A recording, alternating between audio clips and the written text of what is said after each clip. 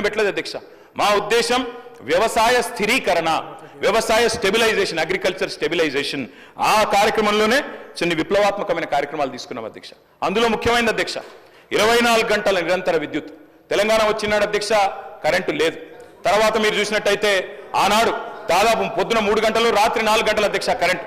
దొంగ రాత్రి అర్ధరాత్రి వచ్చే కరెంటు కోసం కావలగాసే దుస్థితి. దాన్ని మార్చాలనుకున్నాం సమూలంగా. 24 గంటల నాణ్యమైన ఉచిత విద్యుత్ రైతులకు అందించిన ఒకే ఒక్క నాయకుడు భారతదేశంలో కేసీఆర్ గారు అధ్యక్ష. ఆ కార్యక్రమం చేశారు. అదేవిధంగా మంత్రి గారు కోమటిరెడ్డి వెంకటరెడ్డి గారు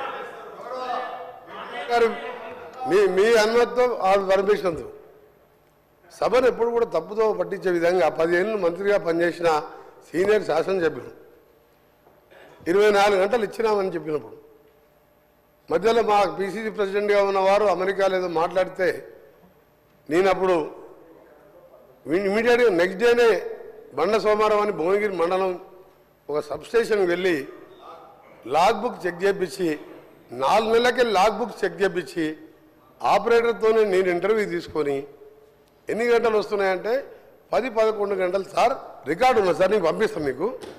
మ్యాక్సిమం అంటే 14 గంటలు, అందులో 5-6 సార్లు పోతుంది కరెంట్ అని ఐలై అనే ఆపరేటర్ రిటైల్ లైన్మెన్ని మళ్ళీ వీలు పెట్టుకున్నాం.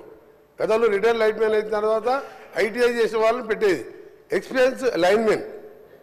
ఆయన చెప్పిన రికార్డు పంపిస్తాను ఒకటి ముఖ్యమైనది, ఎందుకంటే సబ్జెక్టు కరెక్షన్, ఎందుకంటే వారు మిస్గైడ్ చేస్తుంది తెలంగాణ ప్రజలు. 24 గంటలు ఎప్పుడు ఇయ్యలే. 5 ఏళ్ళు ఎమ్మెల్యేగా ఉన్నా, 5 ఏళ్ళు ఎంపీగా ఉన్నా, 1000 గ్రామాలు తిరిగినా దాన్ని విత్డ్రా చేసుకోవాలి వాళ్ళు. 24 గంటలే ఆ లాగ్ బుక్స్ సాయంత్రం వరకు ఆదిలాబాదు, నల్గొండ, అలంపూర్కి వెళ్ళి రాత్రి వరకల్లా మొత్తం తీసుకొచ్చి హైదరాబాద్లో ఓ లాకర్లో పెట్టి దాల విషయం.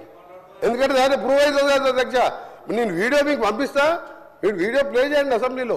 అందుకనే దయచేసి గౌరవ సభ్యులకు మీ మీద గౌరవం ఉన్నది, మీరు దాన్ని విత్డ్రా చేసుకోండి. రెండోది అధ్యక్ష, రైతు బంధు గురించి వాళ్ళు మాట్లాడుతున్నారు. నేను ఇంతకుముందు ఇంటర్వ్యూ అయ్యాను, ఇప్పుడు మిస్గైడ్ చేసింది కాబట్టి నేను తర్వాత మాట్లాడదాం అనుకున్నా. రెండో అధ్యక్ష, ఎలక్షన్ల ముందు ఓఆర్ఆర్ అమ్మిన రోడ్లతోని వచ్చిన 7,000 కోట్లతోని ఒక ఇన్స్టాల్మెంట్ వేసాం. సబ్జెక్టు రైతులకు సంబంధించి వారు మాట్లాడింది.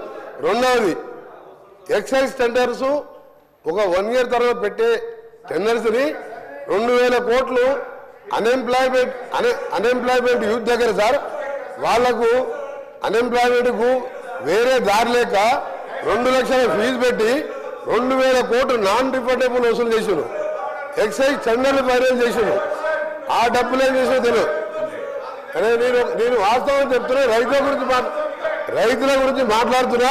మధ్యలో గౌరవ సభ్యులు నా పేరు కూడా తీసుకున్నాం సార్. ఇంకొకటి సార్, మన గోరంటే వెంకయ్య గారు చెప్పింది అంతే. ఒకటే ఎగ్జాంపుల్, నల్గొండ జిల్లాకి వెళ్దాం. ఇక్కడికి వెళ్ళి అర్జెంట్ చేసిన తర్వాత అందరం కలిసి బస్సులో మొత్తం నల్గొండ జిల్లా అందరం తిరుగుతాం సార్. నల్గొండ జిల్లాలో ఒక్క కొత్త ఎకరానికి ఆయకట్టు 10 ఏళ్లలో ఇచ్చినట్టు రుజువు చేస్తే నేను ఇక్కడి నుంచి రాజీనామా చేసి రాజకీయాలు బంద్ చేసుకొని, అంటే నల్గొండ జిల్లా కూడా తెలంగాణలోనే ఉంది సార్ మొత్తం కానీ నేను చాలా సీరియస్గా చెప్తున్నా. ఎందుకంటే నేను జిల్లాలో ప్రజల మధ్య ఉండే అందరిలాగే నేను కూడా ఒక్క జిల్లా ఒక్క ఎకరానికి సార్ ఒక్కటిసారి ఎగ్జాంపుల్ సార్, మా ఏం మార్పు మా కొండపోచమ్మ, మల్లన్న సాగర్, రంగనాయక్ సార్ కడుపు నిండా నీళ్ళు ఉంటాయి సార్. ఆ నుంచి ఒక 200-300 కోట్లు పెడితే ఆలేరులో గంధమల్ల రిజర్వాయర్ వేరే టెండర్ పిలిచిండ్రు, క్యాన్సల్ చేసిండ్రు. 16-20 కిలోమీటర్ల లైన్ వేస్తే 1,50,000 ఎకరాలు నీళ్ళు సార్. నీళ్లు లేక ఎండిపోతే మా ఐలయ్య గారు నిన్నమన్న 90 చెరువులు నింపుకున్నాడు. బస్వాపూర్ రిజర్వాయర్ సార్ కొండపోచమ్మ కింద ఉంటుంది, వీళ్ళకి తెలియాలని చెప్తున్నారు. ఆఫీసర్లు మిస్గైడ్ చేసిందా వీళ్లకు తప్పుడు ఆ నుంచి సార్ బస్వాపూర్ నుంచి భువనగిరి కాన్స్టిట్యూన్సీలో మేము ఏదైతే సార్ నేను సబ్జెక్ట్ డిబేట్ అయితే నేను ఓన్లీ రైతుల గురించి మాట్లాడుతున్నా. వాళ్ళు ఒకప్పుడు తెలంగాణ ఎట్లుందో లేడు సార్. మా గౌరవ సభ్యులు కేటీఆర్ గారు ఒకప్పుడు తెలంగాణ ఎప్పుడుంది, తెలంగాణ వచ్చినాక ఎట్లుందంటే తెలంగాణ వచ్చినాక మొత్తంగా నష్టపోయింది మొట్టమొదట నల్గొండ జిల్లా సార్. జగన్మోహన్ రెడ్డి గారితో ఒప్పందం పెట్టి నువ్వు పోతిరెడ్డిపాడు తీసుకోపో, రాయలసీమ లిఫ్ట్ ఇరిగేషన్ తీసుకోపో అని చెప్తే 2 పంటలకు డ్రై క్రాప్ హాలిడే ఇచ్చిన అధ్యక్ష, అది పోయింది. మల్లన్న సాగర్ 50 టీఎంసీ ఉండి కిందికి ఇస్తే మా భువనగిరి ఆలేరు చిట్యాల వరకు అలైన్మెంట్ చేసాను, దాన్ని టేకప్ చేయలే.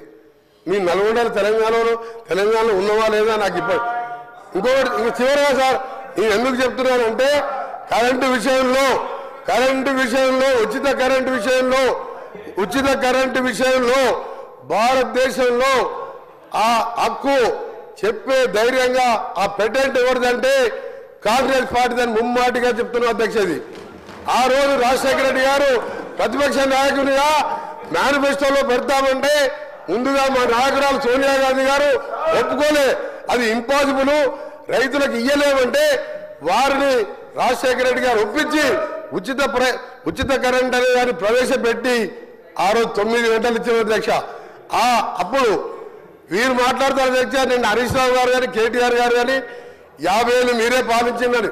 50 ఏళ్ళు సమైక్య పాలనలో ఆంధ్రలో ముఖ్యమంత్రి ఉండి పొరపాటున మధ్యలో 2 సార్లు తెలంగాణ ముఖ్యమంత్రి అయితే సంఖ్యాబలంతో వాళ్ళని పదవి దింపితే మా నిధులు నీళ్లు నియామకాలు లేక అందరం ఆఖరి సొంత పార్టీ మీదనే పోరాటం చేసి తెలంగాణ తెచ్చుకున్నట్టుగా అధ్యక్ష. మాకు అదేం అవుతుందనే కదా, దాన్ని అన్యాయంగా దళితుని ముఖ్యమంత్రి చేస్తా, 3 ఎకరాలు ఇస్తా, నీ బిడ్డలో అనుకుంటా మోసం చేసి 10 ఏళ్ళు పాలిస్తేవి. ఇవాళ మేము 10 ఏళ్ళ కర్మ మీది. 50 ఏళ్లలో నాగార్జున సాగర్ కానీ శ్రీశైలం కానీ శ్రీశైలం ప్రాజెక్టు కానీ సాగర్ కానీ శ్రీరామ్ సాగర్ కానీ వరద కాలువలు కానీ ఇవన్నీ పూర్తి చేసింది మేము ఆ 50 ఏళ్ళ.